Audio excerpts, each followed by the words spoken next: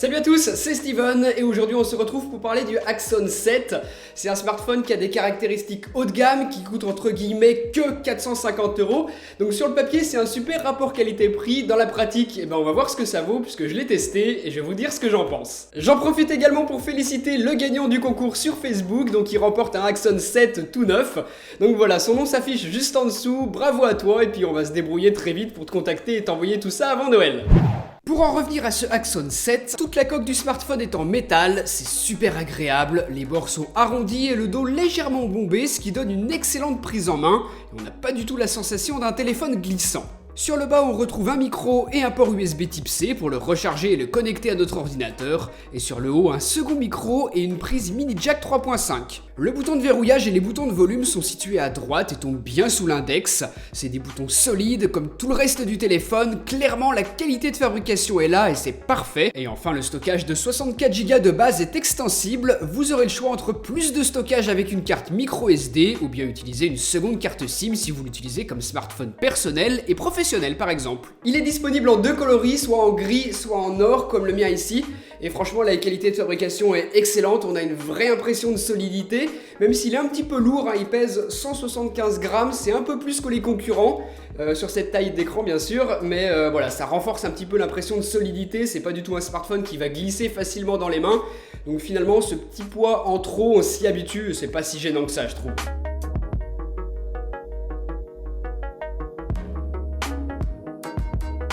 Sur la face avant, vous avez pas pu manquer ces haut-parleurs. Le design est discutable, soit on aime, soit on trouve ça affreux, mais ils ont le mérite d'être sacrément efficaces. C'est clairement l'un des meilleurs sons que j'ai entendu sur un smartphone, et les haut-parleurs en façade, c'est juste excellent dans plein de situations.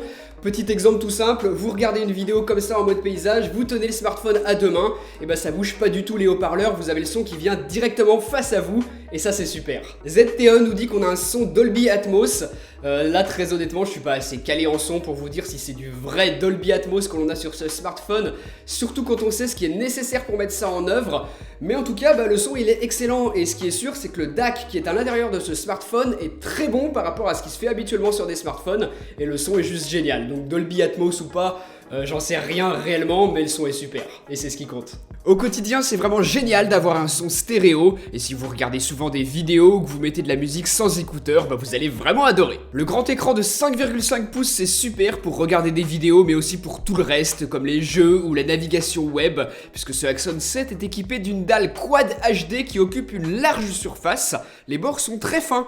On est sur un écran Super AMOLED, donc les noirs seront très profonds et de manière générale, toutes les couleurs sont très contrastées.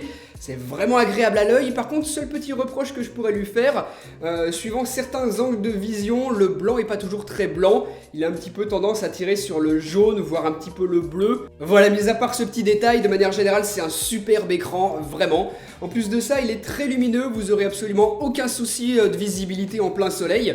Donc ça, voilà, c'est toujours important lorsqu'on choisit un smartphone, et sur celui-ci, c'est très bien. Et puis pour finir sur cet écran, un petit mot sur le tactile, ça va aller très vite, il est tout simplement excellent, ce tactile ici.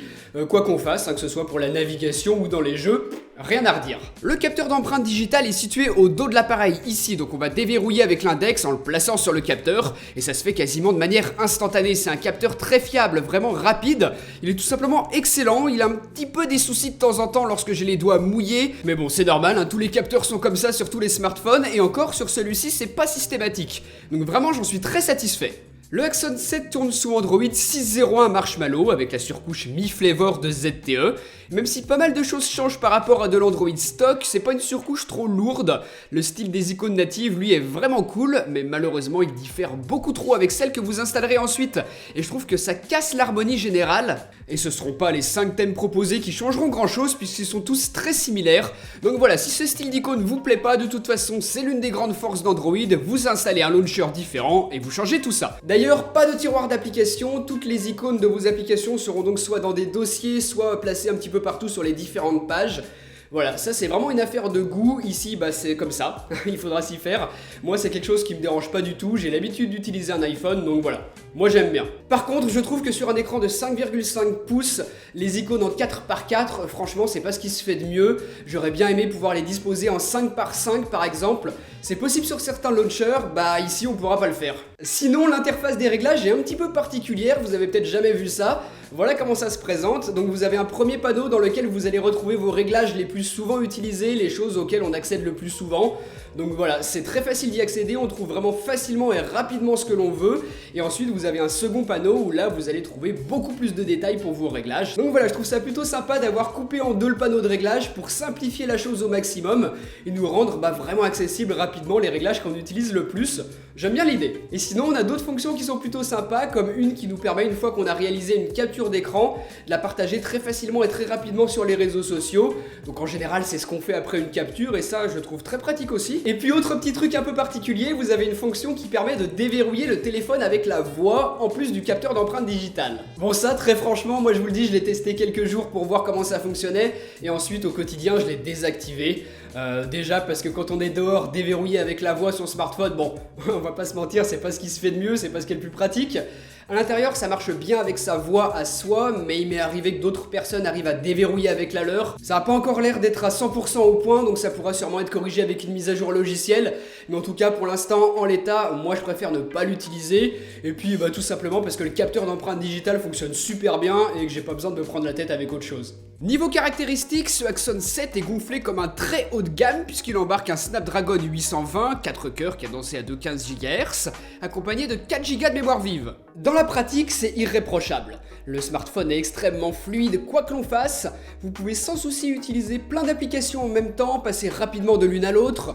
Vous pouvez aussi jouer au dernier jeu du moment sans aucun ralentissement, aussi bien que sur des smartphones qui valent beaucoup plus cher. Et surtout, point intéressant, il ne chauffe pas du tout. J'ai passé plusieurs fois 1 heure et demie dans des gros jeux sans que le smartphone ne chauffe anormalement. Donc ça voilà, c'est vraiment génial, c'est un luxe que pas mal de concurrents ne peuvent pas se permettre.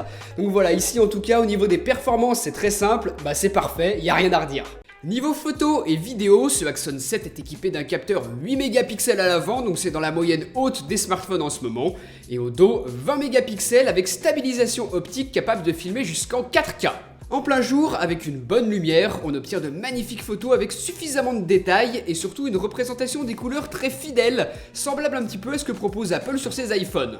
En vidéo, c'est excellent aussi avec une très bonne stabilisation optique, une bonne balance des blancs et un focus rapide lorsque l'on change de sujet. En revanche, lorsqu'on manque de lumière ou de nuit, c'est beaucoup moins satisfaisant avec la présence de beaucoup de bruit électronique à l'image.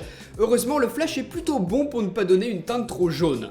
Enfin, pour la caméra frontale, je suis pas très convaincu par le lissage appliqué qui donne un aspect que je trouve absolument pas naturel, en plus d'une représentation des couleurs vraiment perfectible.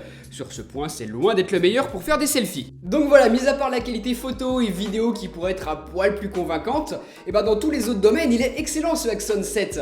Et voilà, forcément, il pouvait pas être 100% parfait, sinon il coûterait 2 fois plus cher. Le design, je suis d'accord, il est discutable. Certains vont pas du tout aimer, moi, sans forcément le trouver vraiment original, surtout de dos, je trouve correct, sans non plus être génial, ça me va on va dire. L'écran QHD il est superbe, la luminosité elle est juste parfaite, on n'a pas besoin de plus sur un smartphone, ça convient très bien même en plein soleil comme je vous le disais. Son autonomie elle est très bonne, je tiens 1 journée et demie facile, mais vraiment facile, si je ne joue pas trop j'atteins les 2 jours. Donc voilà, excellent à ce niveau là et en plus de ça il est compatible recharge rapide, donc rien à dire de plus. Pour les performances, aucun reproche à faire, il ne chauffe pas du tout et en plus de ça il tourne aussi bien qu'un Galaxy S7 qui coûte 2 fois plus cher. Le contenu de la boîte, je voulais le citer comme point positif. Allez voir ma vidéo déballage si vous l'avez pas vu, si vous voulez en savoir plus là-dessus. Mais voilà, je voulais le mentionner parce qu'aujourd'hui c'est plutôt rare que des constructeurs soignent autant le packaging que ça et sur nous fournissent autant d'accessoires. On a par exemple une coque fournie avec. On peut dire que c'est plutôt rare, et ça c'est bien. Et puis les haut-parleurs sur la face avant, donc c'est sûr, c'est pas ce qu'il y a de plus esthétique, mais c'est sacrément efficace, je le répète. C'est tout simplement le meilleur son que j'ai eu sur un smartphone testé ici. Pour 450 €, il va directement être en concurrence avec le OnePlus 3 et le Honor 8.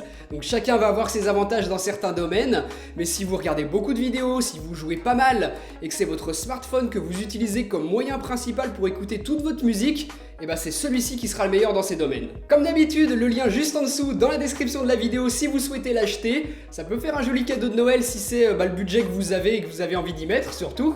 Et si vous avez un budget plutôt réduit, sachez qu'il existe le Axon 7 Mini. Donc c'est quasiment le même mais en plus petit. Donc voilà, si vous préférez cette taille d'écran de 5 pouces plutôt que du 5.5, et bah tournez-vous plutôt vers celui-là. Les deux existent en gris et en or et sont garantis 3 ans au lieu de 2 chez tout le monde. Donc ça voilà, c'est plutôt intéressant. Ça comprend l'oxydation et en plus de ça, si vous cassez l'écran pendant les 6 premiers mois, c'est pris aussi en garantie. Donc voilà, excellent smartphone, j'en suis super content. C'est quasiment le meilleur que vous pouvez trouver pour 450 € avec les deux autres que je vous ai cités. Donc si vous voulez que je vous fasse un comparatif un petit peu entre tout cela, n'hésitez pas à faire péter les pouces bleus juste en dessous. Vous pouvez aussi cliquer juste ici pour voir un autre test de smartphone, cliquez sur la vignette pour voir ça, et ici pour vous abonner. Et si c'est déjà fait, on se retrouve très bientôt pour une prochaine. Allez, salut!